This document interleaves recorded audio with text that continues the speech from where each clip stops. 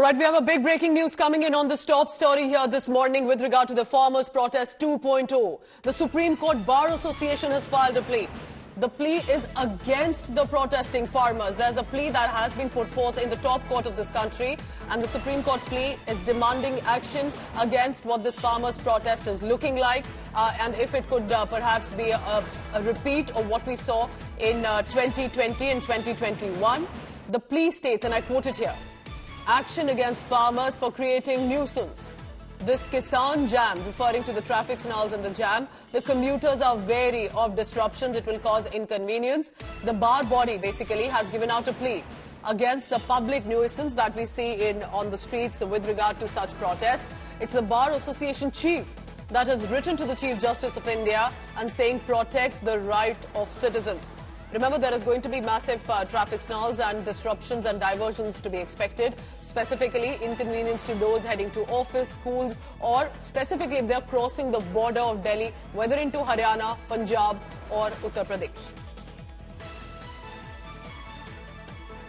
So that's the big news, and very interesting that this is the Bar Association chief who has written to the Chief Justice of India.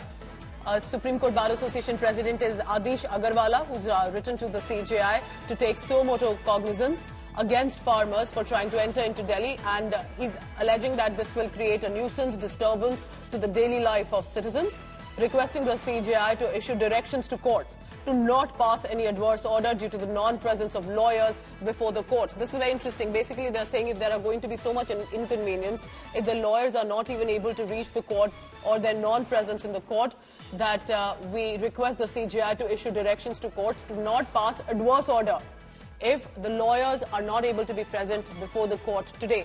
Remember, the borders and most people with regard to Delhi and Noida, Gurugram are not only adjacent cities, but they are totally, they are intersectional, they are used constantly with regard to work and residence. So these are not just separate cities or separate states. For many in and around Delhi, Gurugram, Noida, and these NCR region as it is called, is of daily use. Joining me now on the phone line is Adish Agarwala. He is the one who's the Bar Association chief and has written to the CJI. Mr. Adish Agarwala, what made you write to the CJI? It's very interesting that the Bar Association writes to the Chief Justice saying take suo motu cognizance. What do you mean by that, and why do you think this needs to be taken in? You see, last night the negotiations failed. The government, whatever could have been offered, they have offered it. Everybody had a right to protest, but not at the cost of other citizens. If they want to hold any agitation, they can hold in their respective city. There should be a policy. Such type of people should not come to Delhi, which they create problems. So many people died in last agitation. Now our lawyers are unable to come to court. So we have asked the Supreme Court to take appropriate action so that these people are not allowed to come to Delhi, because why they want to come to Delhi? They want to pressurize the government. They already talked to the government. Whatever government can do, they have offered. So there is no need. If they are still not satisfied, they should hold there. And they should not create so many people died. So you're earlier saying, in the agitation. Yes, there were casualties in the earlier agitation, and this time they're saying this will cause inconvenience, and if the discussions have failed, why not hold protest where they are? Why come to Delhi? So the chief of the Bar Association has written to the Supreme Court. We'll see how this goes. I appreciate you joining us, Mr. Adish Agarwal.